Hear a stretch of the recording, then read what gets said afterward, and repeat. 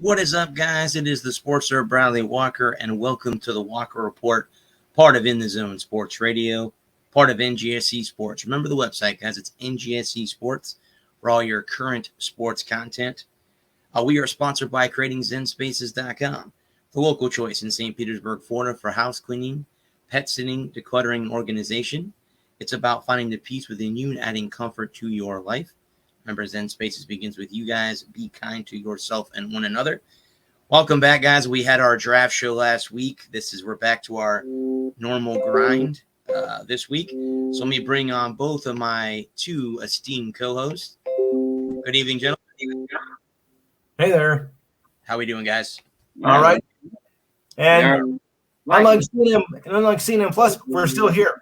Oh. We're still here. I had to do it. We can talk about the NFL draft later on in the show if you guys want to. Yeah, we'll recap it. Yeah. Also, too, guys, my roommate gave me an idea. We can go on NHL.com and pick the series for the. I know some of them. I know they've all started already, but we can go back a couple games in, so make predictions. Yeah, well, I got news for you. I'm not happy about that result on Tuesday night because we had that game in the bag and we got screwed. Do you guys want to start with? Do you guys want to start with the National Hockey League? Because we can do that if you want. Yeah, sure. Start with I have it. All right. Let's see. It may not be the most beautiful hat in the world, but it's probably my oldest hat. Rookie Keon Johnson. It needs a bath. Yeah. That's the problem sometimes with hats. Though if you give it a bath, it comes out, like, oh, I should have just left it the way it was. Right. Then it doesn't have that feel that you want anymore, and you gotta break it back in. Yeah. Or it falls apart because it's 15 years old. I don't even remember how. I think the hat's 6 or 7 years old now. Yeah. Yeah. Okay. I got it for like $10 at a gas station because I saw it. I thought it was cool, and I just got gas and grabbed a hat while I was there. I need to actually somewhere around here. All right, let's see here. Get my hat collection out. I thought, well, you do the backgrounds. I can't do fancy schmancy backgrounds because I don't have a green screen, but I do have hats. So I will switch hats based on the segment we're doing. All right, I'll buy that. That works. I need a generic sports hat for when we're doing like golf or tennis or something. Right. I don't know where my other hat ended up. It's around here somewhere. All right. We log in. And the last article in. Yeah. Yeah, there it is. Believe me, you know how much running I do in one day. Right. Let's see here. Yeah, I got too much junk up here. Let me get All clean right. that out. Let's see here. For another time. I am loving the stash though. I'm digging that. I think it looks good. All right. All right. And we can start in the Western Conference with Colorado and Nashville. So just give me how many games you think the series will go and who will be the winner of the series. Colorado in 5. I agree. Colorado's too tough. I would say I agree. I think Nashville bounces back tonight and steals one in Colorado. Okay. After the shellacking they took the other night, I just don't see Colorado. And I think Colorado is going to have a bit of a letdown tonight. Okay. I'm probably totally wrong. They'll probably roll them up again, but I can definitely see Colorado having it. And then they'll right the ship and win it in 5. Okay. They're still playing. Where the hell does Colorado play? They don't play at the Pepsi Center anymore. They still do. It's just a new name. It's a new name to the arena. Right. They got a new name. Coca-Cola. I don't think so. Coca-Cola. Oh, good. I was being sarcastic. They changed sponsorships. That's ouch. Yeah. The next series is Minnesota and St. Louis. What a series that's going to be. That's going to go 7. Yeah. I like Minnesota in 7. I'm going with the Blues in 7. I will take Minnesota in 7 as well. I like what I saw from Minnesota last night. 7 that games. They came out and played a spirited hockey game, and really looked like they were the reason that they were the home team and they had home ice in the first round. I really felt they bounced back strong. The next one is Calgary and Dallas. Ooh, what is that series? It's 1-0 Calgary, right? I think Calgary sweeps them. I think it's Flames sweep. Calgary's tough. Yeah, I think so. Yeah. Dallas doesn't have the firepower to hang with Colorado or with Calgary. Okay. As much as we talk about defense winning championships and you gotta play good defense and scoring is a premium. In the first round, I think that you can overwhelm a team. I think you can dominate a team on the offensive side. You score 5 or 6 goals. You can really dominate a game, and I think early in the playoffs, being a high scoring offense can be you can.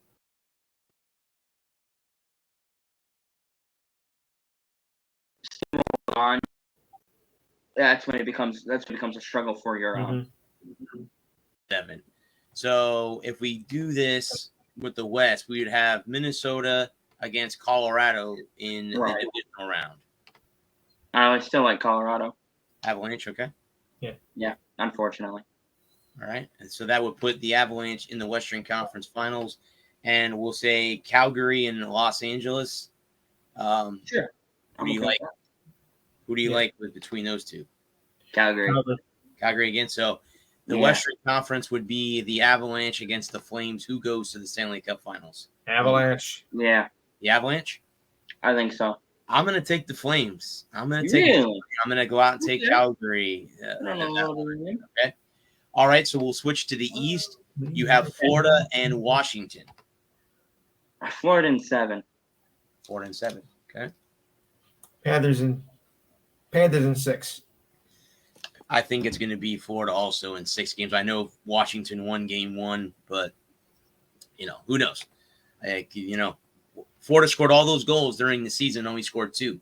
So who knows? Who knows what's gonna happen. That's kind of what I was talking about earlier with the Colorado, not Colorado, the other series we were talking about, the Dallas series, where you can overwhelm a team with firepower. I think Colorado, Panthers, I think Florida can overwhelm if they can find their offensive stride. Florida can overwhelm Washington. Next is Tampa and Toronto. Tampa in 6.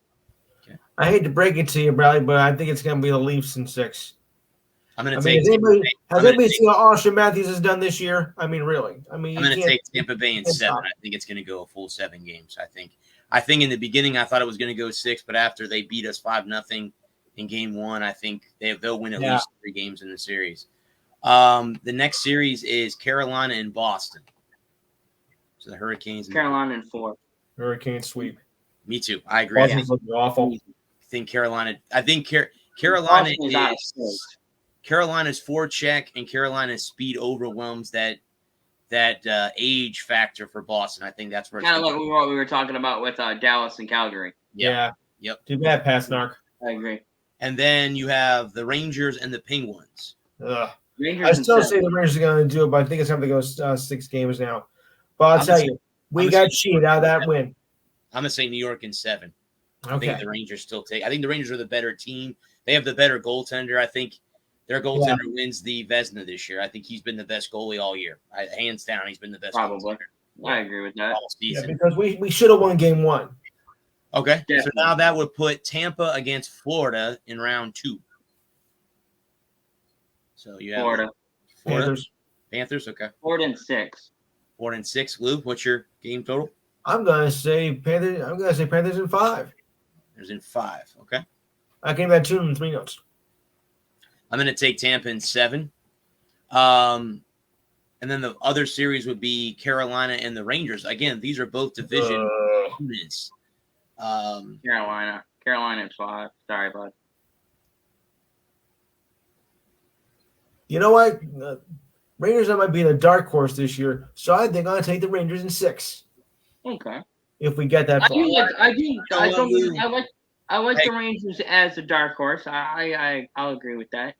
Lou, I agree with you. I think if the Rangers would win that series in 6 games. Thank you. Again, they have the hotter goaltender. I think they can score. They can score enough goals to hang with the Hurricanes.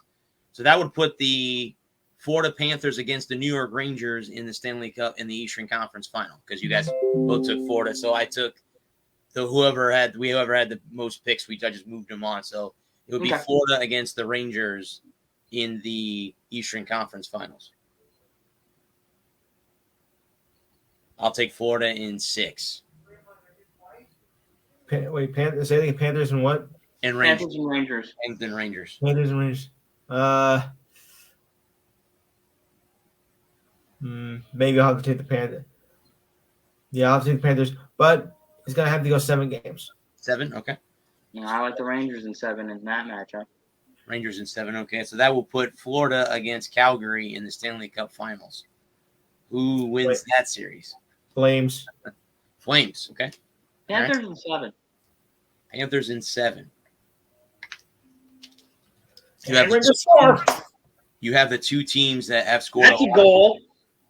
Rangers up. Rangers winning? No, but they score. They take the lead. All right. 2-1. 2-1. Okay. Now can you hold it this time? I know, right? I think between Florida and Calgary, I think it's Calgary, but I think it takes all 7 games. I think the Flames and the whole. I mean, I hate to say end the Canadian drought, but it's going to have to end down the road sooner or later. It's going to happen sometime down the road, and this might be the team that is one that ends the streak. Yeah. It won't be Montreal because they're out. They didn't even make it They didn't even make it. Yeah, Montreal's on the same team as they once were. Right. Yeah. Well, they got Marty St. Louis behind the bench. They can get those young guys working. You never. Now, it'll be a while. I'm not going to say they're going to turn it around. Why not bring Martin St. Louis out of retirement? Real quick, guys. There was another thing of that. The NHLPA is beginning a search for executive director Donald Fuhr's replacement. So I heard about that. Started that search for the next NHLPA president. I'm assuming that's what Donald Fuhr was. Executive director of the executive director. 2-1 now or 2-0 now? 2-0. I have my TV turned off, so I can't. Yeah, 2-0 Florida. Oh. Over Washington. Okay. That must be on ESPN too. Yeah, you guys will have to let me know because I have my TV turned off. So, right. Like I said, I apologize. I guess I have to get off right at 10 o'clock because I got to head over to my friend's house. Right. The show is over, but I got everything kind of turned off and moved out and ready to go. So when the show is over, I can run. Where do you guys want to go next? I have some women's soccer news. I have UFC, NBA, MLB, golf, college, NBA. The Canadian Football League, NASCAR, WWE. We can talk about the Kentucky Derby that's on Saturday. Oh, yeah. The Derby. Derby. You want to talk Derby? Okay. Well, you can talk about the Derby. We can talk about the Derby. Hang on just a second. I think I have a horse racing picture. Let's see here. I know that I had one at one time.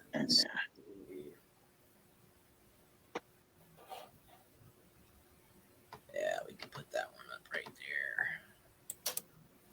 Kind of I know it's not the actual Kentucky Derby logo, but it is a horse racing thing. Here are the odds for this Saturday's Run for the Roses, as it's called. Yes. It looks like the favorite is Zandon, trained by Chad Brown, was named the 3-1 favorite in the morning line. He drew number 10 post position in the field of 20. So I guess that's in the middle. Yeah. So that is where he sits.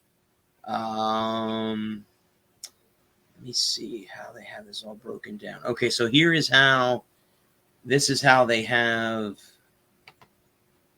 So in the first position, it is Mo Dongle 10-1, Happy Jack 30-1, Epicenter 7-2, Summer is Tomorrow 30-1, Smile Happy is 20-1, Messier is 8-1. I Crown like that. Pride is 20-1.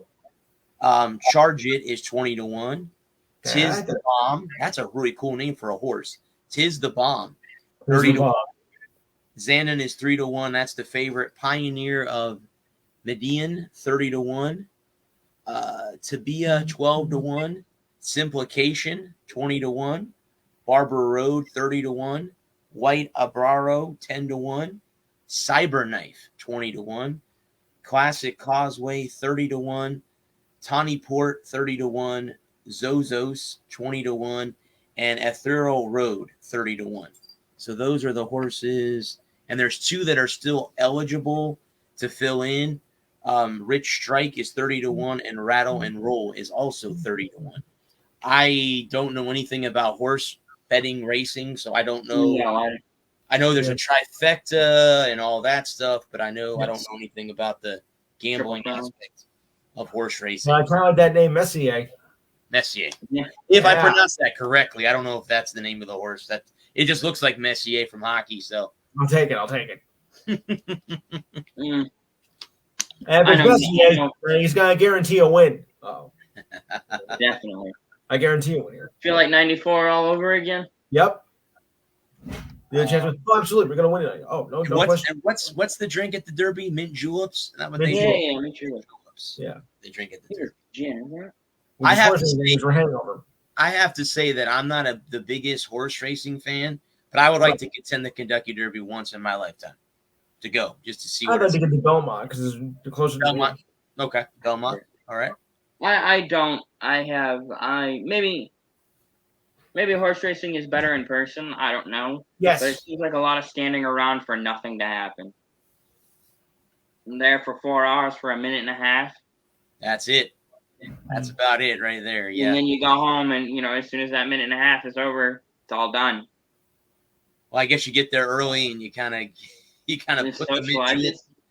put the mint juleps back, and by the time the race it's definitely a social event. Yes. It's not. You don't go there for the sporting event. You go there for the social event. Absolutely. To be seen and to see and be seen. You rub elbows with important people. Right. Well, I'm like I said, I'm looking forward to us going in August to Daytona. Yeah. So that'll be my first NASCAR race. August. So yeah. Daytona's in August this year. Summer race at Daytona is in August. Oh, okay, because I'm thinking the Daytona 500 is in February. So Coke 0400. Coke 0400. Yeah. Yeah. So that's the horse racing. We can actually guys go over next Thursday who won and all that. Right. Stuff, I'm sure. I know less than nothing about horse racing. Yeah, this is one topic that I try to talk about, and actually, luckily enough, heard it on the radio this morning that it was going off because I would have even forgotten about it because I didn't even know. I forget that. Yeah, because it's what so boring. What is it, Lou? It's the Kentucky Derby. Then it's Preakness and the Belmont. Yeah, Preakness. Belmont's the longest race of the 3 of them, right? That's right. Yes, the longest. Isn't the Preakness the shortest track of the 3 of them? Okay. Yes. Okay. And that's the long and the short of it. The long and the short of it. That's correct. Indeed. So, guys, anyone out there, if you want to comment or give us a comment on Facebook or when I post this on YouTube tomorrow, tell us how we can bet on horse racing. I'm curious if anyone out there. I just don't care enough about horse racing to actually want to bet. Yeah. I understand that a lot of people like horse racing, and it's one of the oldest spectator sports in the world. I've just never been able to get into it. I just find it boring. Yeah. Other like the America's Day at the Races that you see on FS1. Like there'll be a lot more races. There, be like 30 posts, but or I don't know, how many ever races there are in a given day, and then you bet on each race. You bet on the horse to win, and that kind of stuff. I just don't know enough about horse racing to make an informed decision about who to bet on or who not to bet on, and right. It'd be my luck that I would pick the horse that came in second. I know there's like a trifecta where you can pick 3 horses in that trifecta, and if they all finish where they're It's supposed not to, easy to do, you know. no, that's one of the hardest Yeah. things to do. Yeah, that's one of the hardest things to do. And the thing about it's like March Madness. Yeah. You know, if you pick a straight ballot, you know, if you take all the top seeds to win, you know, you're at least going to get half of them wrong. Right. You know, 90. You know, you're going to have a 14 that jumps up there and knocks off a 3. Yeah. Or a 15 that knocks out a 2. You know, and Yes. That's the thing about, and the same thing with horse racing is, you know, if you pick a 30-1 odd, and you know, 99% of the time you're just losing money. But if you pick the 3-1 odd, you're not really going to make a lot of money. Yeah, correct. Yeah, I think when it comes down to, I think you try to get a trifecta or something like that, where you put a lot of money down on 3 horses and see who, you know, who. Hopefully they come out where they're supposed to finish.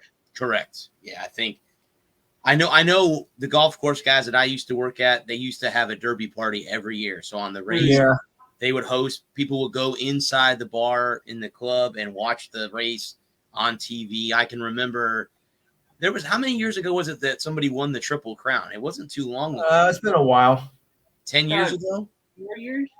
About 4 6 years ago? 6 years ago? Okay. Yeah. 2016? 2016. Okay. Because once the horse wins 2 races, everyone's like glued into the Belmont. Okay. So is he or she going to be able to win another one? You know, the one race, you know. So, alrighty then. Where do you guys want to go next? You want to go WWE real quick? Because they do have a pay-per-view this weekend. All right. This is the WrestleMania Backlash. So let me pull up the Justified in 2018. Justified. Okay, was the last one. Okay. Right. Yes. Okay. It was Justified, American Pharaoh, and Affirmed in 78. It had been 35 years since one had done it before American Pharaoh. Yes. Secretarian was one before those, right? 73. Seattle Slew and then Secretariat. Okay. So, guys, here is the WWE WrestleMania Backlash card. Okay. Roman Reigns and the Usos versus Drew McIntyre and RK Bro. That was supposed to be a unification of the tag team championships until Roman Reigns stuck his nose where it didn't belong and attacked, I think, Riddle.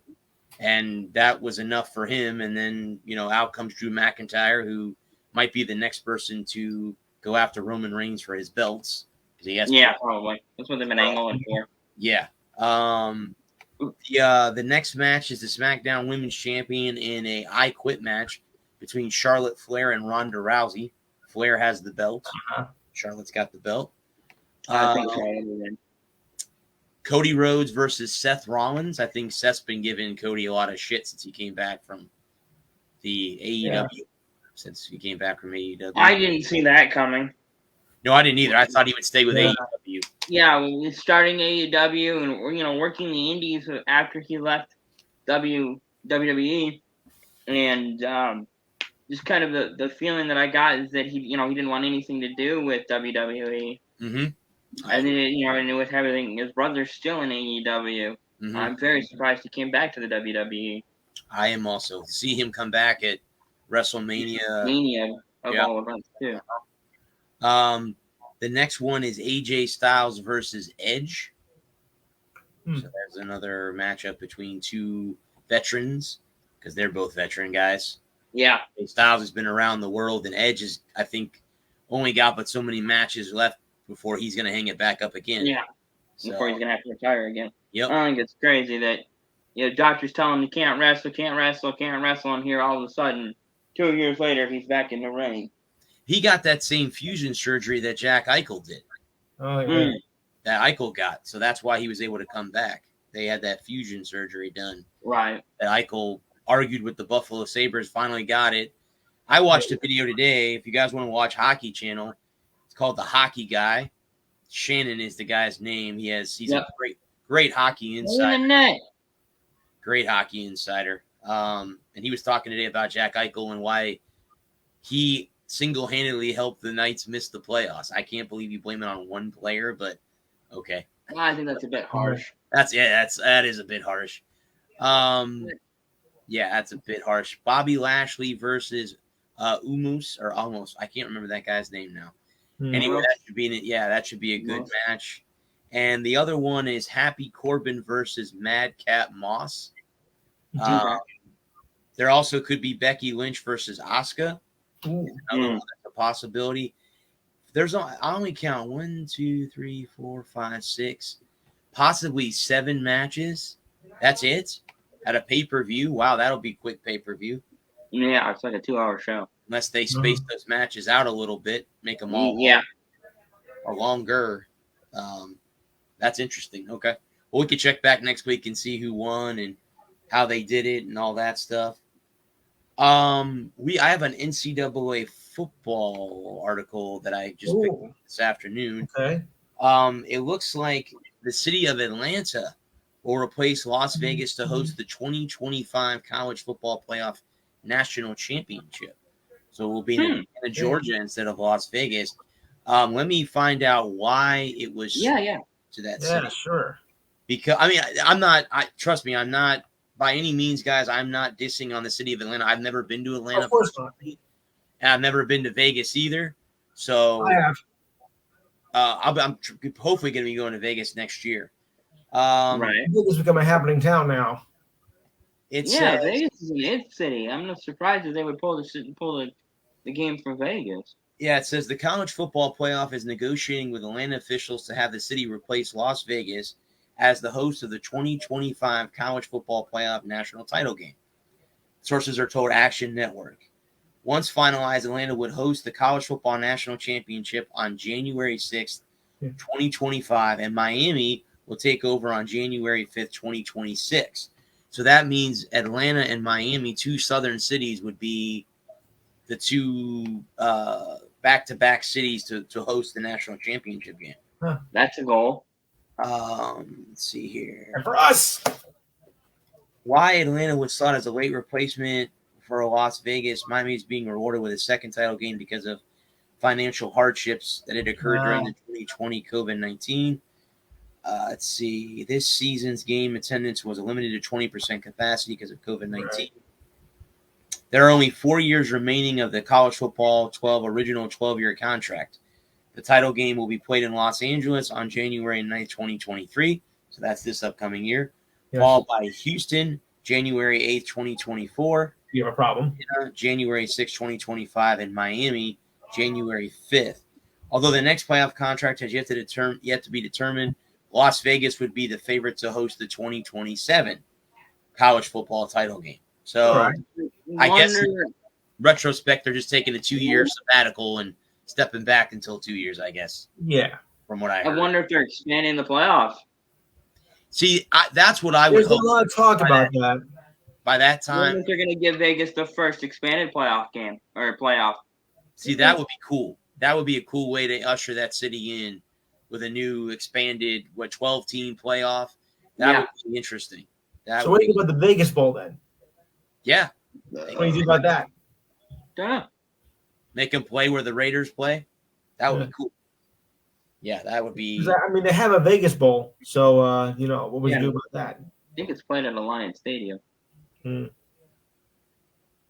Well, that might be the national championship game. They might take it away. I'm gonna be feeling really old by the time it gets to 2027. 2027. Yeah. I'm gonna be feeling really old by then. 5 years from now. Yeah. We can talk NASCAR. I know we haven't been to that quick. Let's see. I got 2 things about NASCAR. The first thing is, it looks like Matt Kenseth, Herschel McGriff, and Kirk, if I'm pronouncing his name, if I'm butchering this, I'm sorry, Shelmerdine. Good enough. Have been selected to the NASCAR Hall of Fame. Yep. They have been elected to the NASCAR Hall of Fame.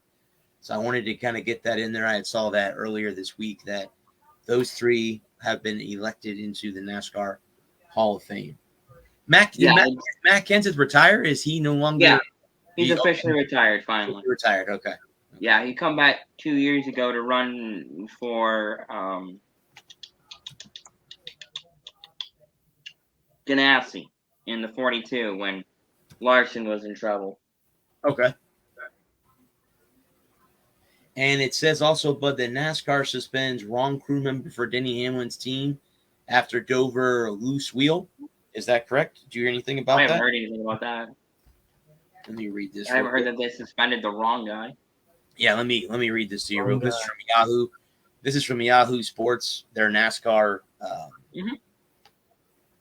It says NASCAR took the unique step of suspending the wrong crew member after a wheel came off of Denny Hamlin's car at Dover on Monday.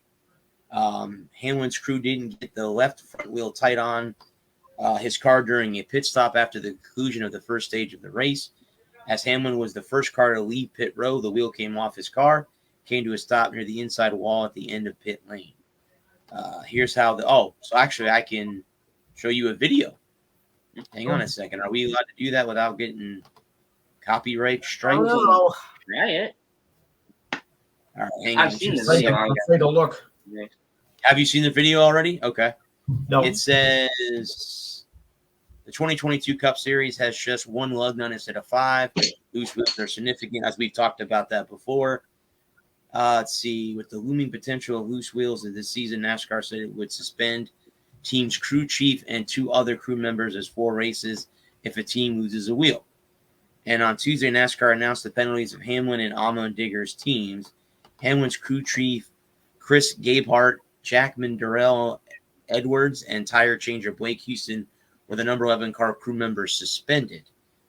The suspensions of Edwards and Houston make sense on the surface. Edwards dropped the jack on Hamlin's pit stop before the left front tire was fully fastened on his car.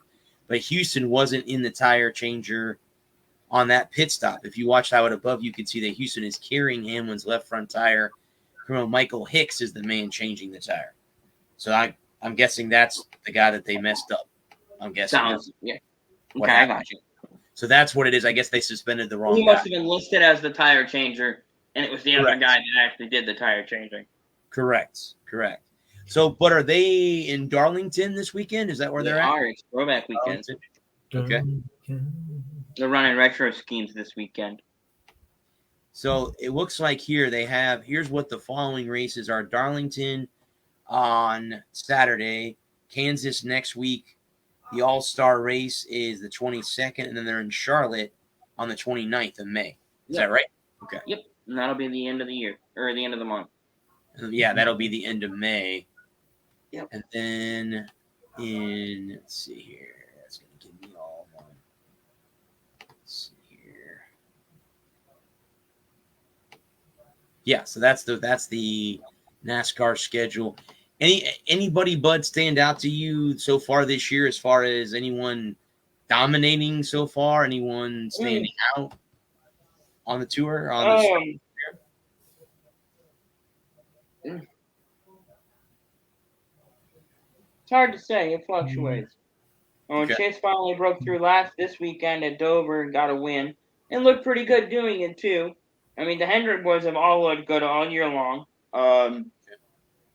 Chastain's got a pair of wins that I didn't think he would have. So, it's hard to tell,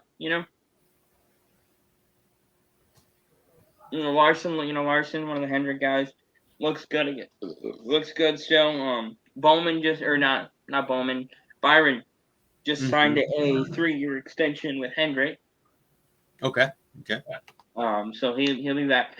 He'll be back. So that locks that seat down for at least 3 more years. And I can't see, as long as he continues to perform at the level he is, 2 wins, handful of top 5s, and a dozen top 10s, and continues to make deeper runs into the playoffs, I can't see them letting him go anytime soon. As long as the funding remains. So he basically has locked down that seat for a while. Yeah. Next couple of years. I would imagine so. Through 2026? 2026, 2027, something like that, yeah. Only 2026, 23, 24, 25. 25. So the next 3 years, and he's got that seat locked up for the next 3 or 4 yeah, years. he's got this year, next year, the year after next, and the year after that. So you're looking at, through 2025, and then the negotiation process begins again.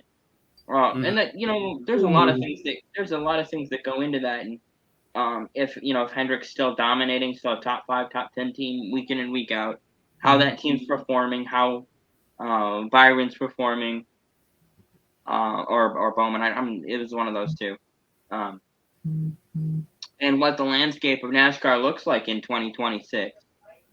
If there's still money to be made at Hendrick, NASCAR is a dying breed, and I don't know if there's anything they can do to capture the magic or recapture the magic, I should say, because there's just the Americans don't have the love affair with the car that they did in the 60s and 70s and the 80s. Yeah.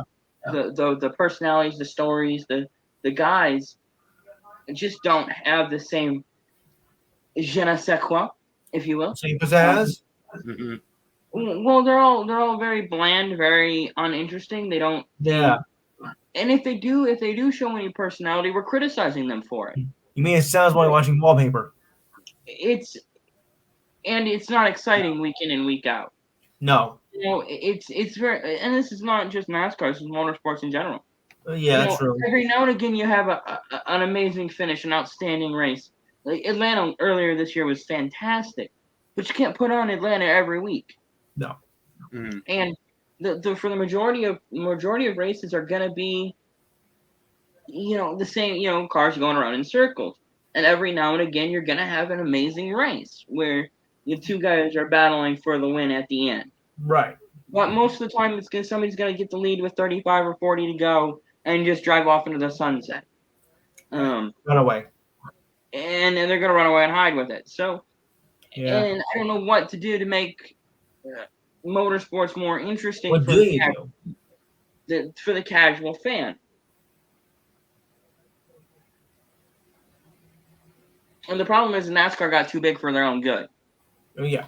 They got so big and so corporate and so money happy. I mean, when corporate America was writing those $5 million checks for every other team, you'd have one corporate sponsor write you $30 million, write you a check for $30 million in February, and you cash it, and you run your race team. You get three cars. You got a 3-car operation. You get 3 corporate sponsors to write you a check for $30 million in February. You're going to cash in, and now you've got to have 3 or 4 sponsors together to make $10 million a year.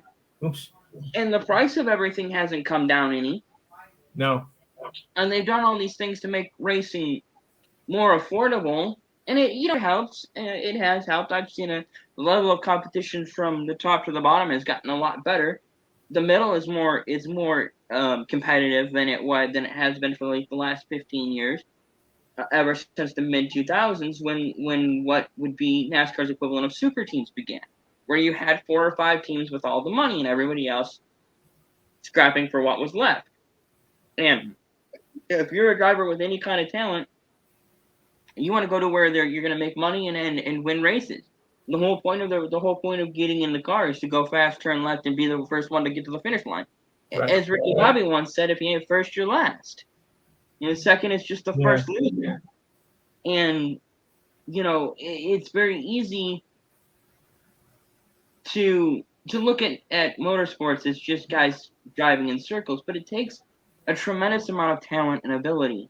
And it was something like I saw on Facebook earlier before we came on the show, and I kind of wanted to pick your brains and get your thoughts on it.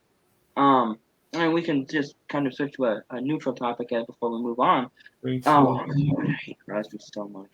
But I saw something on Facebook about a mentality, the athlete's mentality, that you can get by with talent alone in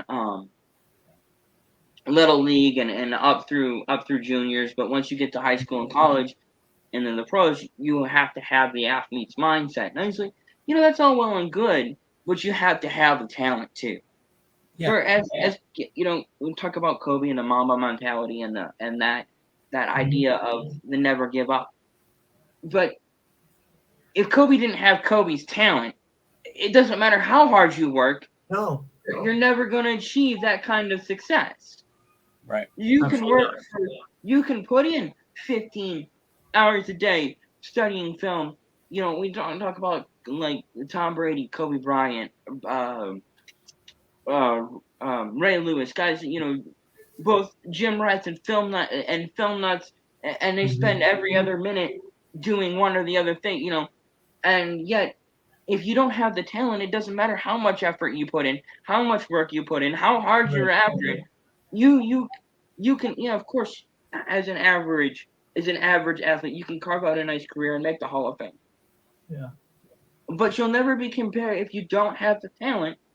If you don't have that talent that you need to compete at the next level, whether it be going from little league to high school, from high school to college, or college to the NFL, you still have to have the talent to match your work ethic.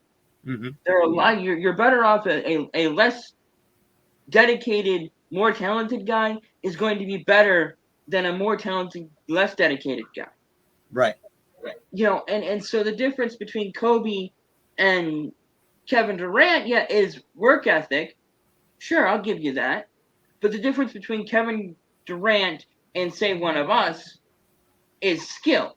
We could be just as dedicated. We could be putting in 10 hours in the gym, 5 days a week, training, working out, working on our jump shot, checking running, going over film, and we're going to be no better than we were 2 days ago because we don't have the skill and the talent. You can train all you want. You can train until you're blue in the face. But if you don't have the level of skill to compete at the next level, we might be able to go and dominate. Let's say we went and we won the lottery. We didn't have to work anymore. So we could dedicate ourselves 10 hours a day, 7 days a week to being in the gym and working out and eating right and living clean and having that work ethic.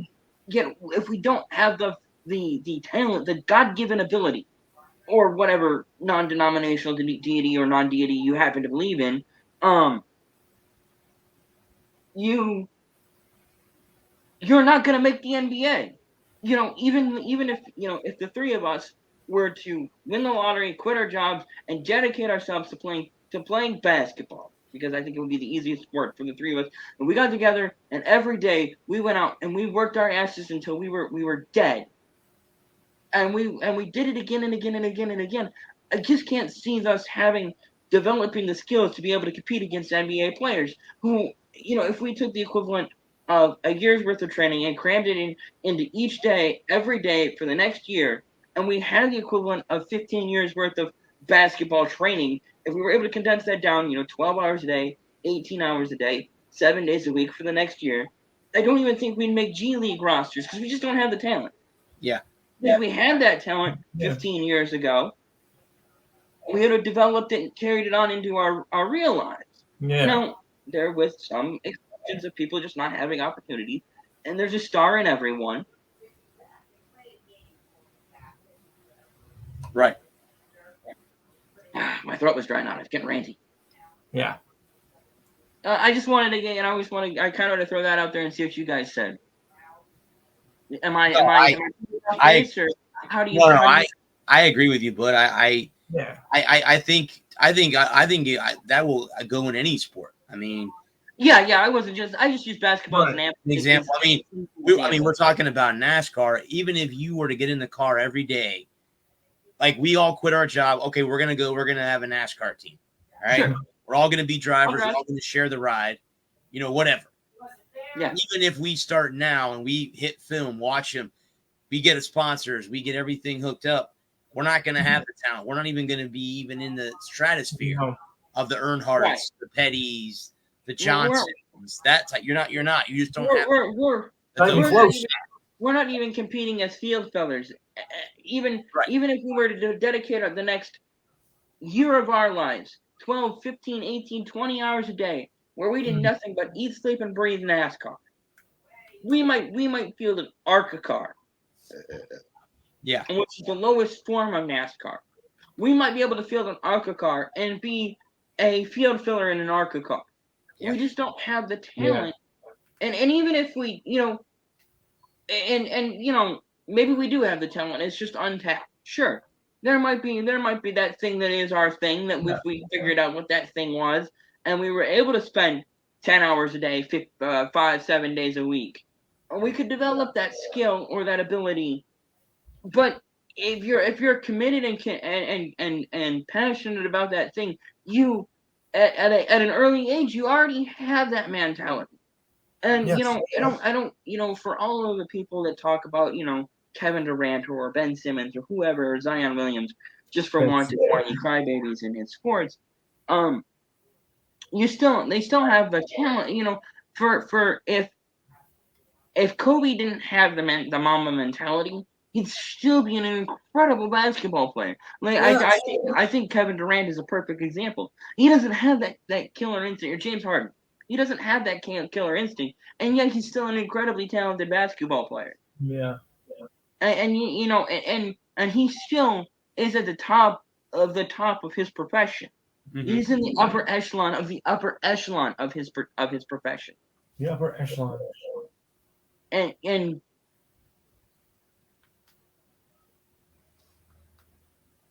I would rather have James Harden shooting it than Steph Curry. Steph Curry may have the same work ethic as Steph Curry, but he doesn't have the same talent. And at the end of the day, talent beats work ethic. Sorry. Mm-hmm. You can have the same dedication, the same drive, the same passion. And if you have the same drive, dedication, and passion as anyone else, and you're working, let's say we're putting in 12 hours, let's say, like a boxer, like a world-class boxer, like a Mayweather or a Fury or Ali or Tyson. Mm-hmm. Everybody who's anybody in boxing all has the same, that same mentality, that same killer instinct, that same drive and passion. But if you don't have the talent, if you don't have the raw talent, it doesn't matter how much work you put in. Mm-hmm. You're still gonna get beat. Right. That's my 10-minute rant for today. Okay. Well, I was talking earlier. I have an article about former United States women's national goaltender Hope Solo entering alcohol treatment program after she got a DUI. She's had a very checkered past with her. What NFL player did she marry? Who was she married to or engaged to?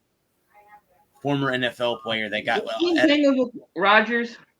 Something like that. Whoever she married was in just as much trouble as she was. He was a troublemaker.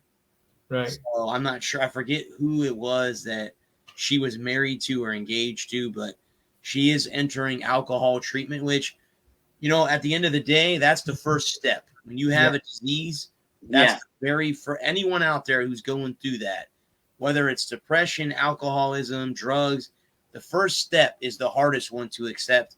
I have a problem and I need help, and to go get that help. And she's going to get that help. So I wish her the best of luck. I gave her a lot of grief when she was the goaltender for the national team.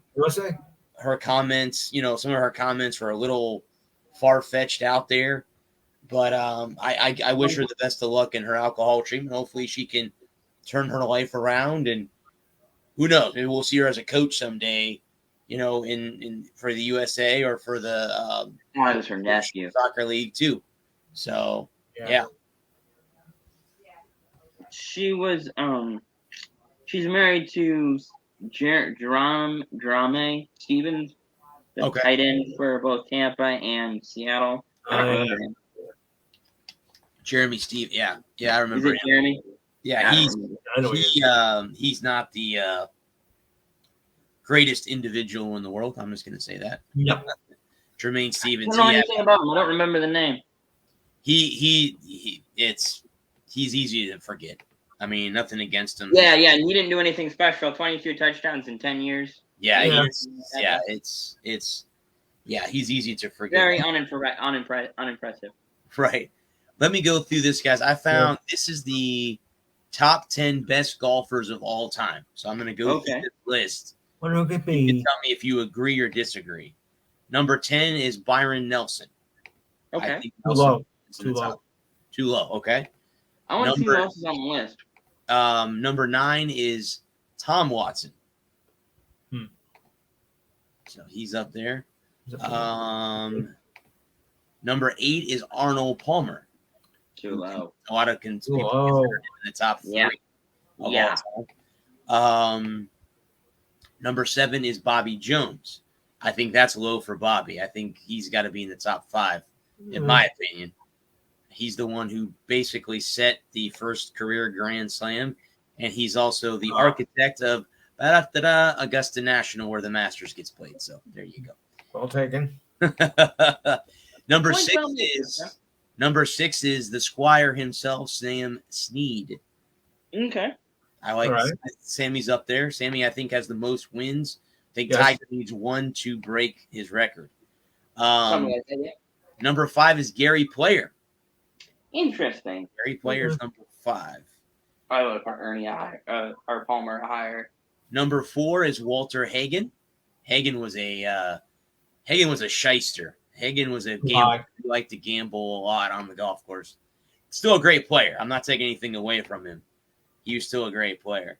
Number 3 is Ben Hogan. So the top 3 start with Ben Hogan as number. So I'm gonna guess that number 2 and 1 are Tiger and Jack. I'm just gonna go out and Right. now. Yeah. It's Jack gotta and be Tiger. them. I mean, elimination. They've got Tiger at number 2. They've got Tiger at 2. Really? Which Jack. means Jack's number 1. So that's how they have. There's Ernie Els is on there. I'm surprised. There's a lot of players. What about Mickelson? What about Exactly. Where's Right. Phil? where's Phil at? I mean, there were a lot of older players too. Well, Bobby Jones and Walter Hagen played against each other a lot in their primes against each other. Right. Mm-hmm. But yeah, I mean, there's a lot of older players that should be on that. And Arnold Palmer is not in the top 5. Wow. Okay. Yeah, that's wrong. That's interesting. That's Who makes interesting. up this list anyway? Yeah, I mean, This that is dominating the show. that was the one thing that Tiger never had. Jack had Arnie and Gary Player nipping at his heels. Tiger never had anybody like that. Tiger never had No. that could Not stick in with his him and play heyday. like that. Yeah. No. Bobby Tiger- Mickelson? Phil wasn't Arnie to Jack. You know, Arnie would go out there and there would be people that would boo Jack Nicklaus because they were Arnold Palmer fans. And if they were Jack Nicklaus fans, they'd boo Arnold Palmer. Now, I'm Right. not saying that Tiger Woods fans don't boo Phil and vice versa. But, I mean, They didn't have the same competitive rivalry that there you go. Correct. Well, like, what like- about well, when they had their exhibition? I know it was a long time ago, but when they had their one-on-one match was about 20 years ago, and I kind of thought that started like a rivalry. Well, they've been rivals since. Yeah, but it was never on the same level of rivalry because Tiger was always so much better than Phil. Yeah. Like Phil was good, but he was never Tiger good. Yeah. You know, it's not like people you can argue who was better, Jack or Arnold. People will argue that all day Oh, long. of course. There's no argument that Phil was better than Tiger. Correct. Right. Okay. But they've competed against each other singly, and I thought maybe that's what sparked it. I guess maybe we have different opinions of what a rivalry is. Well, it's just I think at the end of the day, when you have Arnie and Jack, it was very competitive between the two of them. Oh, They yeah. were very, very close as far as skill levels go. And I'm not dissing on Phil Mickelson because I think Phil's my favorite player. And Yeah. Tiger's one of my favorites too. But Tiger is here. Phil is here. I'm not in the camera here. But I mean, there's a little bit of Yeah, no, I get what you're saying. Like There's a skill gap. like the talent Correct. gap we've been talking about. compared. Well, I think it's kind of it's like Jimmy Johnson, Tony Stewart. They're rivals, but they're Right. not rival. Like you want to beat the other guy, but you don't want to beat him any more than any of the other guys you're playing against. Okay. Like beating Phil didn't have the same panache for Tiger that beating Arnold had for Jack. Or Yeah, Arnie beating Jack. Yeah, vice versa. Yeah, correct. Yeah, that's what I mean. And again, I'm not trying to Nice. include anyone's opinion on again, you're going to have an argument with a lot of people because they're going to say Tiger beat Jack as far as the greatest golfer ever. You're going to Yeah, have I was surprised Tiger wasn't number one. Yeah, so you're going to have people that are going to argue that. And that's the whole thing with everything. And that's what's great about sports in general is we can have an argument about who the greatest is of every sport because there are so many players you can pick from that you could say, oh, well, if you want to go by majors, okay, Jack has the most majors. So he should be number one. Okay, who's won the most majors recently? Tiger. So now you see how the argument goes. See, that's how you can. And who was more dominant when they played? And I think it would be Tiger. Yeah, I'm saying. So you could say that. You can From 98 to 2010-ish, 2009 for sure. You know, Tiger was the best there was. You know, and Tiger was the only reason you watch. Well, also too, they both do share something too. They both won a Masters late in their career.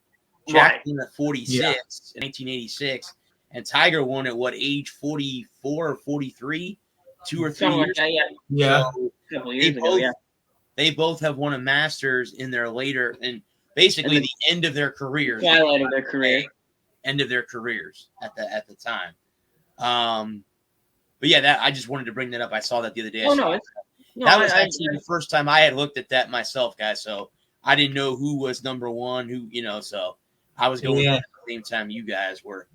So let's talk about the National Basketball Association. We talk about the NBA. So we have game 3 between Milwaukee and Boston. Is that right? 1-1. I think that's tomorrow. Tomorrow, okay. Tomorrow, yes. And then And everybody's off today, and I think it comes back tomorrow. Right. Miami's up 2-0 over Philadelphia, and I saw that Embiid is not going to be playing game 3 either. That's scary. No. Yeah, I think that's all done. Well, Embiid, Philadelphia's not going anywhere with this series. No. Miami sweeps them.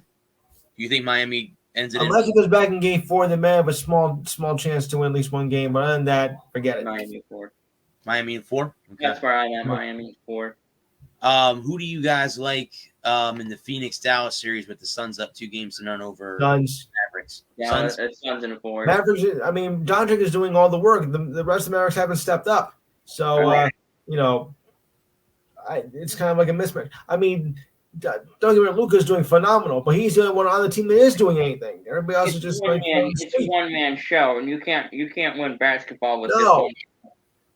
Right. When it's 1-on-5, it's a tough road to hoe. Right. And don't get me wrong, I like Luka, and I think he's going to be a good one for a long time to come. But he can't be the only one. Nope. Right. Especially with Devin and Paul. If Devin and Paul are going to go off, if they each have 30 or 25 or 30 a night, I mean, you're looking, it's over for Dallas. And I like the Mavericks, and I'm a big fan of Luka. I'm a big fan of Luka, and I think there's a lot of good things on the horizon for him. Of course, it's under the horizon he stays healthy and he stays committed to hard work and dedication and all that good shit. I think he's a very talented player, and I think he can be a dominant force in the league. Am I correct, or is it there's no games on tonight? There is no game tonight. No, there's no game. Yeah, there's no games on tonight. Who do you guys like? So the Boston-Milwaukee series is tied at 1. Milwaukee dominated Boston in game 1. Then the Celtics came back and basically took it back to them in game 2. Yeah. Well, Chris Middleton out, I think Boston wins that series. Boston in 5. Yes. They can't beat the Celtics without Middleton. I can't see that happening. Giannis can't do it all by himself. Giannis can't do it. And I'm a fan of Giannis too. I like him. I think he's a really talented, hardworking player. But he can't do it all on his own, just like Luka down in Dallas. Mm-hmm. No. And the other series is Golden State and Memphis, and I guess John Morant went off the other night last night. They got to put a clamp on him. Now they've lost San Francisco. The Warriors, they've lost Gary Payton II for a while with a broken elbow. Oh, ouch. So after that, get suspended for that? Yeah, he's out for tomorrow night. Memphis players get suspended for the broken elbow? Yeah, just one. Yeah. Yeah, he did get suspended. Yes. So it looks like, guys. So you have Phoenix. Who do you have the Golden State Memphis series? I'm leaning towards Golden State in 7. What So do am you I. think? So you have So then in the East you have Miami and Boston. Would that be I the agree. Eastern Conference Yeah. final? I have the Celtics. Celtics? Yeah, Boston and Miami. Boston and okay. So now with that, Phoenix and Golden State, Boston and Miami. Who's going to the NBA Finals? Boston. Boston in the NBA Finals. Okay? Boston in 7. It's gonna be a slugfest. Boston Yeah. is 7 with the It's Heat. gonna be a knockdown, drag out, 7-game, Okay. buzzer beater type series. Where's I thought I was gonna go. And then I like Phoenix in 5. Phoenix in 5 over the Warriors. Okay, that puts. I say the Warriors against the Really? Celtics. Yes. I think Boston Phoenix has enough to I get. think with Klay Thompson back, I think it's made a big difference, and I think it's going to show in the end. So I'm going to go with Warriors. Yeah, he may be fresher later in the series. The Warriors could squeak it out. If it's Boston and Golden State, I like Boston. If it's Phoenix and Boston, I like Phoenix. Okay. Right. I'm not a basketball fan by any means of the imagination. I think the Celtics are going to be the team that takes it. They've been that team all year that no one expected to be there. They went on that long run during the season, won a lot of games. They're sneaky good. Yeah, and then they're going to get Marcus Smart back for Game 3. Yeah, that's a dangerous, and they can play defense. That's a team that can play defense. The defense, right? So yeah, they're going to clamp down on Milwaukee. I think it's going to be. I think I agree with you guys. It's going to be a slugfest between them and Miami. I think that series will be like the old school Heat Celtics back in the 90s, early 2000s, where they didn't like each other. That rivalry. When Paul Pierce and that crew against Dwayne Wade and that crew, that rivalry. Yeah, correct. So I think that back. Yeah. And then Phoenix. This might be their year too. I hope Chris Paul gets a ring. That's the interesting story. Is this the year he finally gets it? Is this the year that they have he gets one? I hope so. To do it. I mean, they have you have Golden State obviously. If they get through there, okay, so they're in the Western Conference Finals. They got Draymond, they got Klay, who's been back. Obviously, you have Steph, and company. And who's the rookie that they have that's been outstanding this year for Golden State? Their rookie player. Jordan Poole. Jordan Poole. Yeah, he's He's been a spark plug for them all season too. Absolutely. I think if it is Phoenix and Golden State, and I think it's Miami and Boston, I think both the East and Western Conference Finals are going to be slugfest on both sides. Yeah, I agree. The bracket will be interested to see. And then again, I mean, do you guys believe that John Morant can lead Memphis in an upset? Single-handedly, no. No. They're gonna need no. They're gonna need more. Okay. You gotta have more. A guy can dominate a game. He can take over a game and lead a team, for a game. But I think that Memphis needs more than just one right now. Okay. Exactly. Before we end our NBA talk, guys, I have an article from BleacherReport.com. These are the surprise landing spots for the top 2022 NBA free agents. So again, this is just them trying to assume these are where these guys are going to be. So I'm going to start with Mitchell Robinson, Golden State Warriors. If you agree with that, he's an unrestricted free agent. So, where was he last year? Yep, signed in trade, possibly in a deal for James Wiseman. So Wiseman would go to the Knicks. Interesting. I could see Golden State being able to pull the trigger on that. Well, there you go, Lou. How would you feel about Wiseman becoming a Knick? I like it. Okay. Let's see. Number 2. Of course, you got Fire Dolan first. Right. Colin Sexton going to Dallas. He's a restricted. That's a good move. That's a good. Yep. So I like it. I like that a lot. That's one of them. The next one is Anthony Simmons, guard for the Orlando Magic. He's a restricted free agent. It says here how he gets to Orlando. Portland would decline to match his offer sheet for via sign and trade. So that would help the Magic. That would help the Magic. That's a team that needs some help. I mean, down here in Florida, that's other than Miami, that's the closest team to me is Orlando. So it'd be interesting. I'm just gonna politely decline that. Okay. But I'm not interested. Um, I'm sorry, but if I can play with Damian Lillard for less money or play in Orlando I'm just gonna decline that off. No, that's fine. No, that's no. I just can't see what is Orlando doing to make me. If I'm a free agent, right? When I'm looking at Orlando, I'm looking at Portland. I'm like, I can either suck with Damian Lillard in Portland, or I can suck by myself in Orlando. I don't know. Maybe he's one of those guys who wants to be a number one. Maybe he wants to be the face, and maybe that's enticing. But if I'm a guy and I'm looking at Orlando or Portland, I'm gonna stay in Portland. I'm sorry. Right. No disrespect to Las Vegas, but I'm gonna stay in Portland. Yeah. That's okay. I'm not an NBA fan, so trust me, I would not shed one tear if Orlando leaves and goes to Las Vegas. I would not shed a tear. Right. I would not shed a tear. So that's when you're still doing your old trade. Yeah, I would not shed a tear. Please move. Miles Bridges goes to Utah. He's a restricted free agent. I can Sign and trade possibly in a deal with Rudy Gobert. Rudy Gobert. Done all day. Done, and done. Gobert would go to Charlotte. Done. Bye. Pack your bags. Have a nice trip. Don't hit yourself on the way out. Jalen Brunson going to the Washington Wizards. He's an unrestricted free agent, so via sign and trade, he would leave Dallas to go to Washington. So. Again, it's another case of why would I leave? Yeah.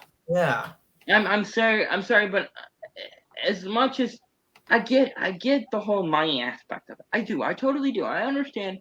Like if somebody from the similar industry that I was in called me up and said, "Hey, I'm going to give you a shit ton of money," I get that. How much is that? At least $1 million. Okay, nothing to sneeze at. We're not doing it for the money. No. We're doing it for a shitload of money. Yeah. Yep. I get the money aspect, but the whole idea of going from a decent situation like Dallas, and that's if Dallas wants to re-sign me. If they don't, that's fine. I understand that.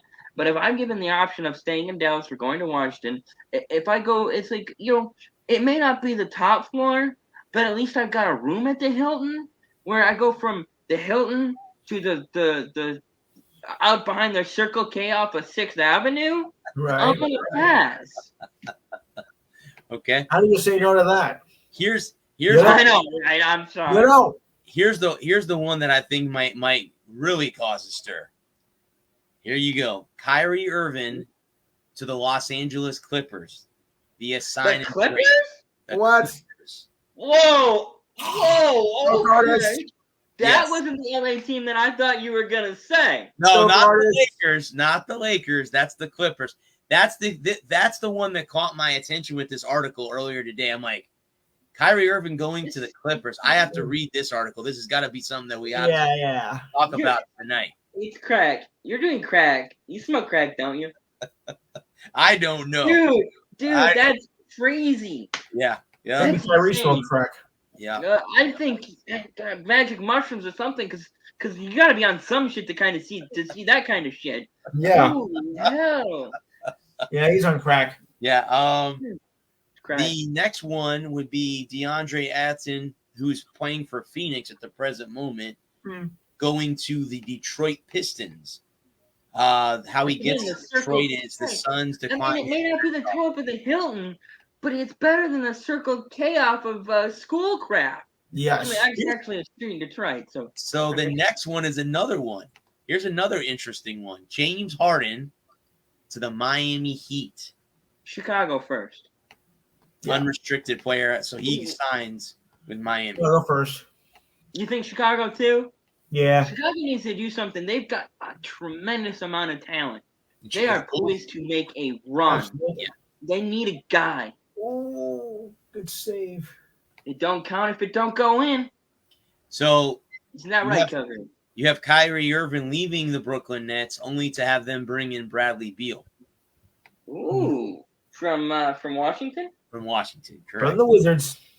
I And like Beal's that. been on a one-man show in Washington. He's been a one-man wrecking crew. Yeah, He's been Yes. the only bright spot in Washington. correct. Unfortunately. He needs to get on a good team. He needs. Bradley Beal needs to be on a team that he can. What about Chicago? He could be. I don't mind him going to Chicago. He can No. be a Bull. I know you're not. I know you're not the basketball guy, but I know Lou's the I can see resident that. basketball guy. Uh-huh. What do you think? What do you think Chicago needs to make a run for the next 5 years? You see anybody in free agency that would be good for them to pick up? What are your thoughts on that? Well, I think, if you get Harden, that's going to be an excellent move right there, because I think Harden can bring them to a championship. I mean, okay, it's not going to be the same as back in the Jordan Pippen era, but it's going to Right. be, it's got to be better than what he's been through in the last 2 years of Philadelphia, the Nets. Of course, the thing is, how long is he going to stay? Because every time he gets to a team, he's like, nah, I don't like what I'm doing here. I don't like the deal here. Right. But maybe Right. with the Bulls, there might be, something here. I have a question for our resident basketball guy. Yes. What do you think about people making a big deal about super teams now, and saying that we didn't have super teams? I have a question. I have a comment about the '90s Bulls, because I see the '90s Bulls as the first iteration of a super team. No, I'm- I would have to go back to say the late '60s version with the Celtics, because that was the team that dominated basketball from the late '50s to the early '60s, and they were the ones that started the whole super team thing. I mean, nobody was aware of that back then. Everybody thinks it's Right. the Bulls or the Lakers, but Boston really started it all. And Do you, and correct me if I'm wrong, or help me to understand here, because I've always seen the '90s Bulls as a super team with Right. with Pippen and Jordan and Mickey Rodman Coach, Steve Kerr. and Phil Jackson. I mean, people talk about Miami's super team with Bosh, Wade, and LeBron, and I'm like, how do you not see like Bill Laimbeer and Isaiah Thomas and Right. Joe Dumars? Weren't they a super team and won back-to-back titles? Yes. Dominated in the late '90s, early 2000s. I mean, Well, that was late '80s and early '90s. yeah, that's what I meant. I'm sorry, I misspoke. Forgive me. I've been drinking. That's okay. But no, I just don't understand why people make such a big deal out of super teams now. Yeah. Like, we've always had super teams in basketball.